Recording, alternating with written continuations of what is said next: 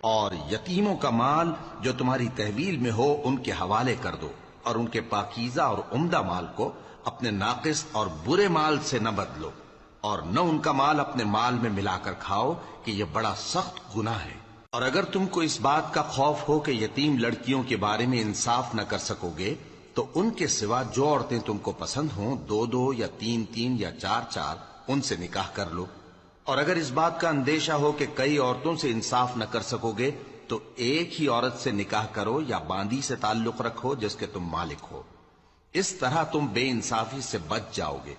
اور عورتوں کو ان کے مہر خوشی سے دے دیا کرو، ہاں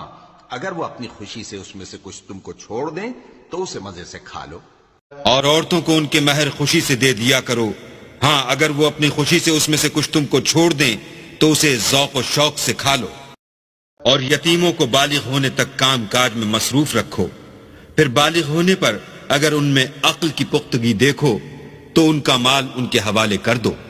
اور اس خوف سے کہ وہ بڑے ہو جائیں گے، یعنی بڑے ہو کر تم سے اپنا مال واپس لے لیں گے، اس کو فضول خرچی اور جلدی میں نہ اڑا دینا۔ جو شخص آسودہ حال ہو اس کو ایسے مال سے قطعی طور پر پرہیز رکھنا چاہیے، اور جو بے مقدور ہو وہ مناسب طور پر یعنی بقدر خدمت کچھ لے لے، اور جب ان کا مال ان کے حوالے کرنے لگو تو گواہ کر لیا کرو، اور حقیقت میں تو اللہ ہی گواہ اور حساب لینے والا کافی ہے۔ جو مال ماں باپ اور رشتہ دار چھوڑ مریں، تھوڑا ہو یا بہت، اس میں مردوں کا بھی حصہ ہے اور عورتوں کا بھی، یہ حصے اللہ کے مقرر کیے ہوئے ہیں۔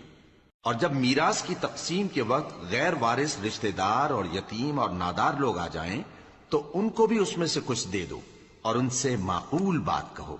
اور ایسے لوگوں کو ڈرنا چاہیے جو ایسی حالت میں ہوں کہ اپنے بعد ننھے ننھے بچے چھوڑ جائیں اور ان کو ان کی نسبت خوف ہو کہ ہمارے مرنے کے بعد ان بیچاروں کا کیا ہوگا، پس چاہیے کہ یہ لوگ اللہ سے ڈریں اور درست بات کہیں۔ جو لوگ یتیموں کا مال ناجائز طور پر کھاتے ہیں وہ اپنے پیٹ میں آگ بھرتے ہیں اور ضرور دوزخ میں ڈالے جائیں گے۔ اللہ تمہاری اولاد کے بارے میں تم کو ارشاد فرماتا ہے کہ ایک لڑکے کا حصہ دو لڑکیوں کے حصے کے برابر ہے،